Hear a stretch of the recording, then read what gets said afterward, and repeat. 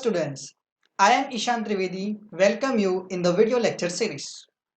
Today we are going to discuss about seismic waves and earthquake resistance building planning. Topics to be covered in these sessions are seismic waves, seismic effects on structure, general principles of construction of earthquake resistance building planning, which includes lightness, symmetry, regularity, simplicity, continuity, and size of building.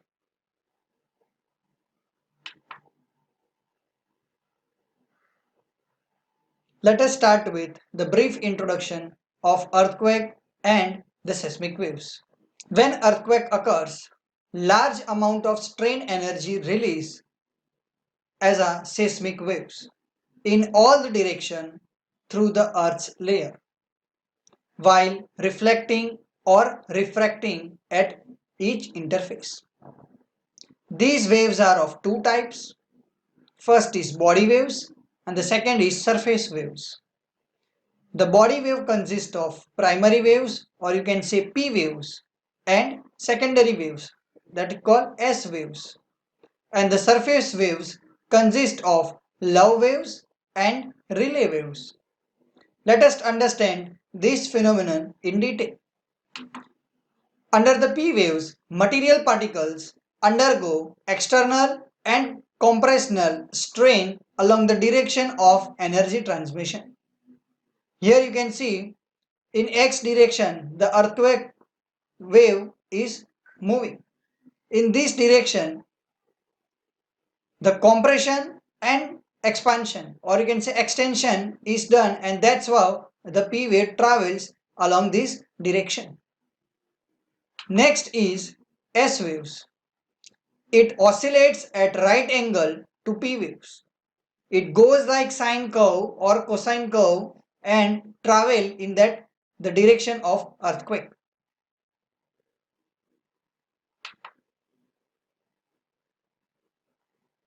Love wave cause surface motion similar to that of S waves, but with no vertical component. In S wave, you can see the earth movement is gone parallel to the direction of waves, while in love waves it goes like horizontally shaking of earth surface, and the particle motion is of horizontally in ground, and it goes further in the direction of earthquake. S waves in association with the effect of love waves cause maximum damage to the structure by their racking motion on the surface in both vertical and horizontal direction. Remember this term, that S wave combined with love wave cause maximum damage to the structure, and thereby in both horizontal and in vertical direction. Next is relay wave. It makes a material particle oscillate in elliptical path in only vertical plane with horizontal motion along the direction of energy transmission. It goes like only vertical path. There is no downfall similar to in S wave. It is only upper part movement and oscillate to the ground in horizontal motion. So that you have to remember.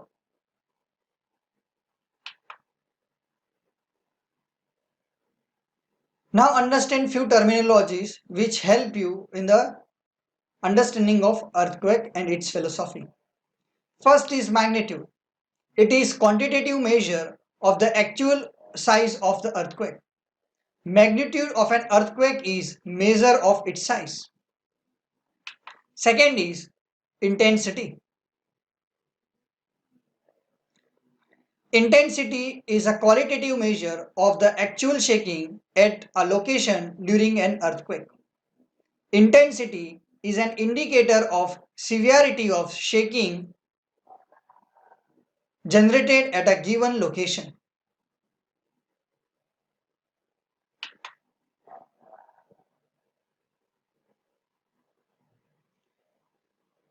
Clearly, the severity of shaking is much higher near the epicenter than the farther away.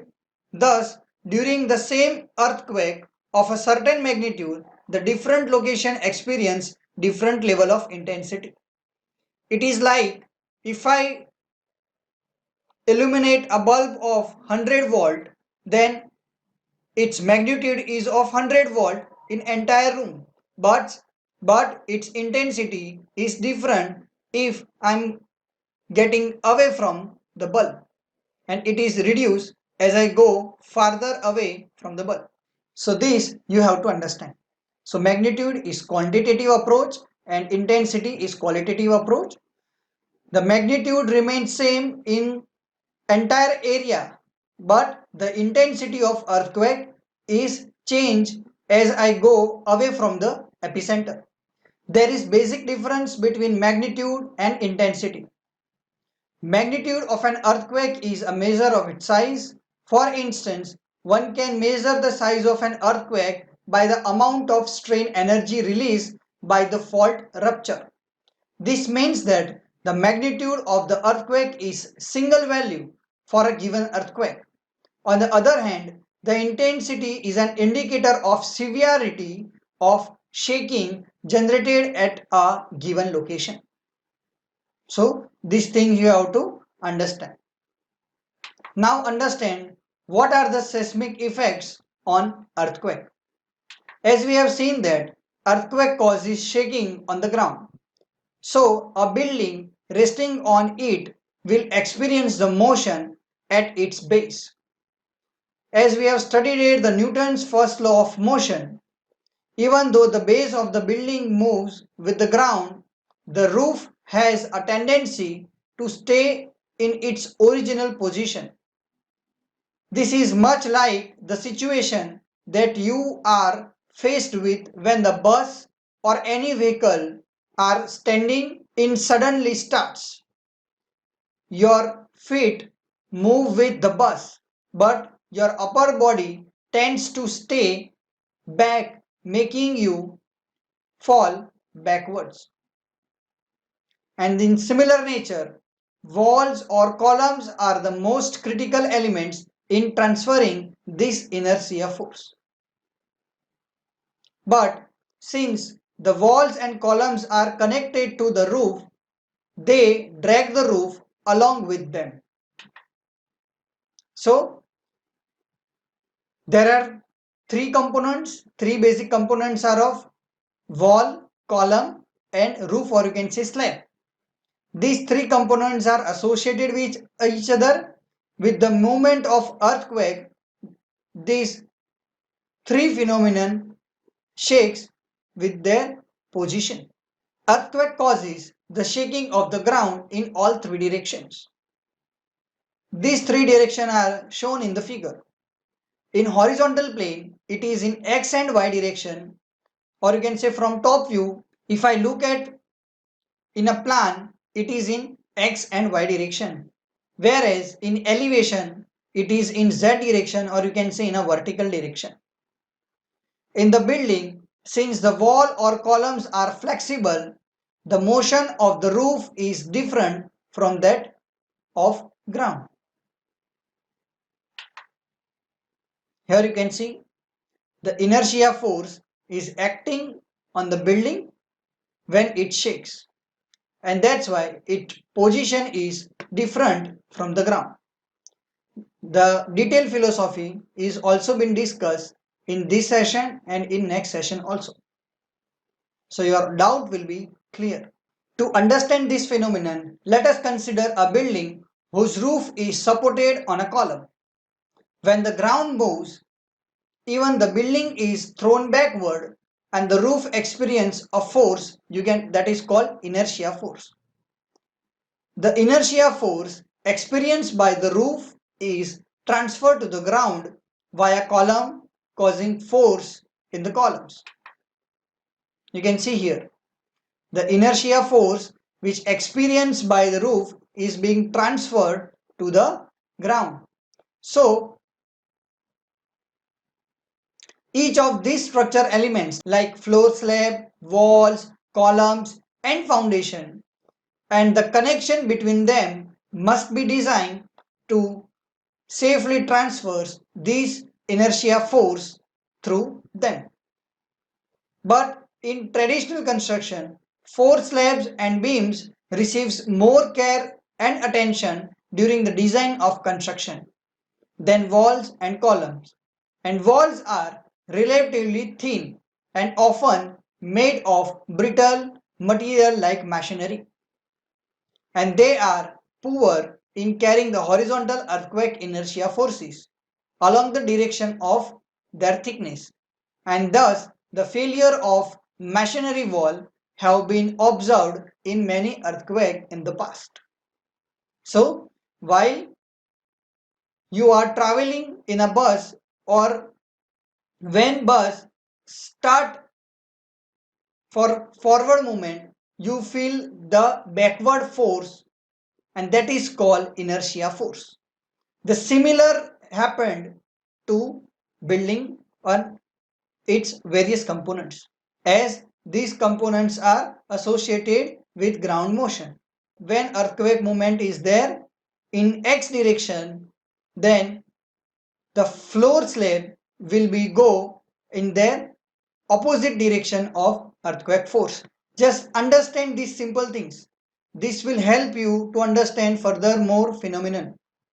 When the moment of earthquake is in positive x direction, then the inertia force acting on roof slab is equally opposite to that direction, or you can say negative x direction. Clear? And the entire load is acting on wall, column, and which transfer to the foundation. But the wall is brittle and thin compared to other components, and that's why we have faced many problems, and the structural failure is just due to the failure of wall. Building requires lot of feature class to withstand against the earthquake force, since it cost money to provide additional earthquake safety in the buildings, which ultimately creates conflicts. The first is, should we do away with the design of the building for the earthquake effects and neglecting all those earthquake and its effect and make a simple building, or should we design the building to be earthquake proof, wherein there is no damage during the strong but rare earthquake shaking? So clearly, if I take the first option or first approach, which can lead to a major disaster, and the second approach is too expensive. Hence, the design philosophy should lie somewhere in the between these two extremes. So based on that, we have to understand certain guidelines and general principles of construction of earthquake resistance building plan. So let us have these principles.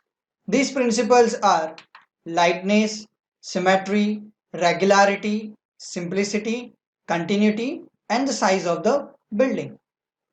Let us understand lightness. As I discussed, that earthquake force is inertia force, which is function of mass. The building shall be as light as possible. Now, how this inertia force is function of mass? We have studied it, force is equal to, or F is equal to mass into acceleration. So the inertia force is the function of mass, and there is additional acceleration in terms of earthquake. So inertia force is equal to mass into acceleration due to earthquake forces, and that's why if the mass of the building is more, then the force value or inertia force value will be higher. If the structure is heavier, means there is a larger inertia force, and there will be chances of collapse of structure in heavier damage and loss of lives. Thus, roof and upper story of the building in a particular should be designed as light as possible. Next is symmetry. The building as a whole or its various blocks should be kept symmetrical about both the axes. Here you can see a plan view of a building where the center of mass and center of rigidity has been given. If building is symmetrical by its both the axes, then its center of mass and center of rigidity, or you can say center of stiffness, both are coincide with each other, and there is only one point. Here this one point is highlighted by red color, you can see here, and that's why it is one of those identical things which kept building in a stable condition. Asymmetrical buildings are subjected to twist or torsion during earthquake. This twist in a building cause different portion at the same level to move horizontally by different amount. Here in first image you can see the buildings are designed with different building components, like at the front you will find 3 column, and at the back side you will find there is a construction of masonry wall. So there will be asymmetrical shape, and due to this there is difference in portion of building which ultimately cause twisting in its horizontal direction. Irregularities of mass, strength and stiffness in a building can result in significant torsional response. This torsion arises from eccentricity in the building layout, where the center of mass and center of stiffness of the building does not coincide. This you can see in the below image, where due to asymmetrical shape, like you will find wall in L shape, whereas column is at the front part, and that's why there is asymmetrical or imbalance in the distribution of mass, and that's why the center of mass and center of stiffness both are not coincide with each other, and hence there is a gap in between these two phenomena. This gap is called eccentricity. It should not be there. So we have to try that both the component, that is center of mass and center of rigidity, both has to be coincide with each other. But here you will find two different red dots, and that distance is called eccentricity. As there is a rise of eccentricity, the torsional moment produced in the building, and the building rotate with about its center of stiffness. If the shape is symmetrical, as I discussed in the figure, are desirable one for earthquake resistance of the building. If symmetrical of the structure is not possible in plan, elevation or mass provision shall be made for torsion and other effect due to earthquake forces in the structural design. See, every time it is not possible to have this homogeneous layout of the building. So to avoid such thing, you have to design the building in a such a way that you can adopt these general principles and design this building in a better way. So this is what the symmetry is. Next is regularity. The building should have a simple rectangular plan. It has been seen that simple building shapes behave better during earthquake than the complex shapes like L, T, E, H, U and C. As I discussed in symmetry, the torsion effect of the ground motion are pronounced in long, narrow rectangular blocks.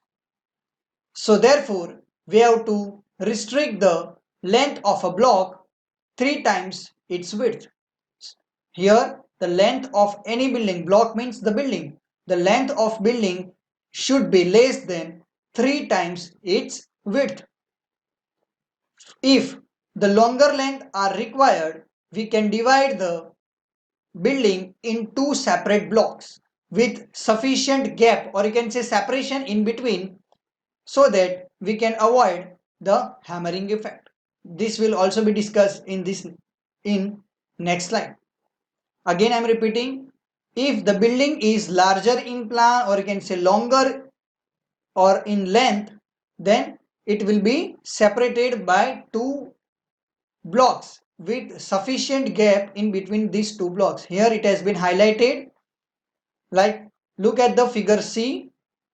The building is, I have not created the L shape. The building is separated by two different vertical components, and it is also separated by each other so that we can simply avoid hammering effect. Separation of large building into several blocks may be required so as to be obtain symmetry and the regularity of each block. Ultimately, we do not have to forget the symmetry and the regularity of each block. It has to be rectangle one. Furthermore, as I said, we have to prevent the hammering, or you can say ponding effect between two blocks, successive blocks. Like, so to avoid such things, I have to provide 30 to 40 mm gap in between throughout its plinth to parapet, and this adequate space can be of a brittle. So this gap from its bottom plinth level to its top is restricted up to 3 story. The separated section can be treated just like expansion joint, or it may be filled with crumbled or brittle material. Even if the earthquake force are experienced, the buildings are come together, but they do not strike with each other, but this crumble material or brittle material is going to crack down, but these two walls are not going to meet each other or damage each other. Otherwise, buildings are not going to affect by earthquake forces than the collision of these two buildings themselves. So this need to be taken care while determining the space in between the building. Next is simplicity. The ornamentation involving like cornices, corbel, or any vertical or horizontal cantilever projection, fascia stone, and any ornamental effects are dangerous and undesirable from a seismic point of view.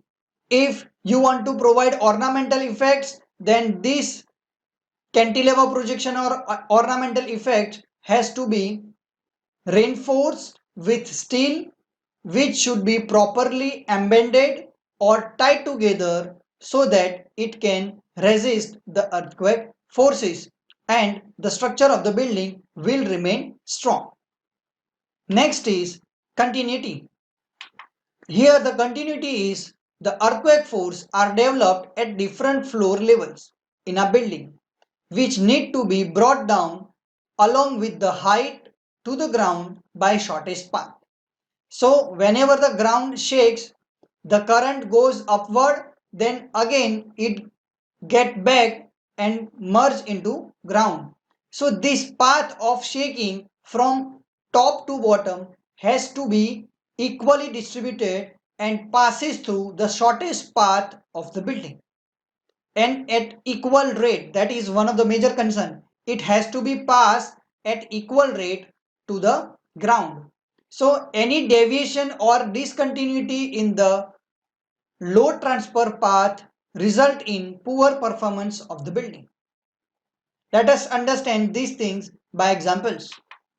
First is, if the buildings are designed with setbacks, like hotels or in hospital, you will find that few stories are wider and the uppermost stories are lesser in the width and the dimension, which causes a sudden jump in the earthquake forces at the level of discontinuity. The entire building will collapse down at where there is discontinuity in the design. Next is the buildings that have fewer columns or walls in a particular story or with unusually tall story building and tend to damage or collapse which is initiated in that story. See, we have tendency to provide parking at bottom level, but that bottom or you can say ground level, if the floor height is more than the expected, that is called unusual tall story height at the point of discontinuity. If there is more, then there may be chances of collapse of the structure. Next is if the building placed on slopy ground or slopy surface where it has unequal height of columns along the slope which causes ill effect like twisting and damage in short columns. You can see on the C image where there is discontinuity of column, and that's why the earthquake force which transfers from roof to foundation is not in an equal rate, and that's why the building may damage by twisting. Next is building with columns hang or float on beams at an intermediate section also get damage. See, at D, where is overhanging structure is there is no continuity of arrangement of columns and beams, and ultimately these structures may get failed.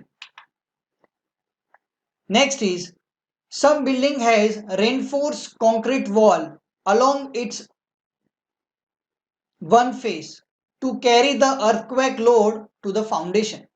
But in these cases, these walls do not go all the way to the ground level, because here you can see there is column supported. It has to be straightened away, goes to foundation, but here the columns are provided, and that's why due to this there is damage in the structure of the building.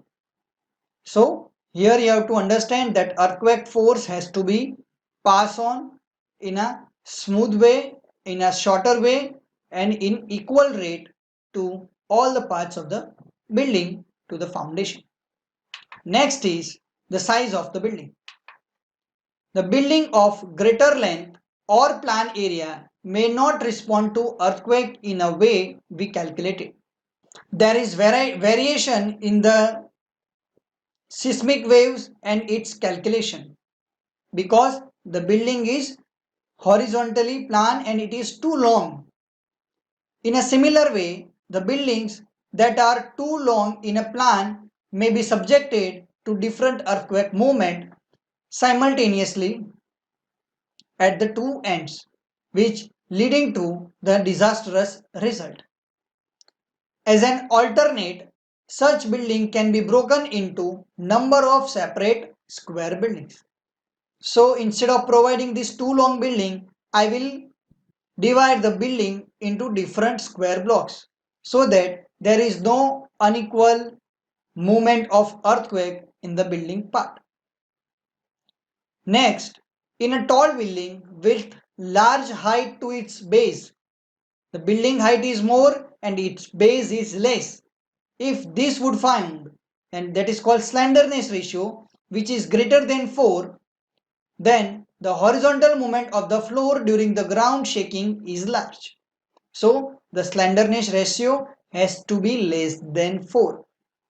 Remember that the building height to its base has to be less than 4, which prevent the horizontal movement of the earthquake forces.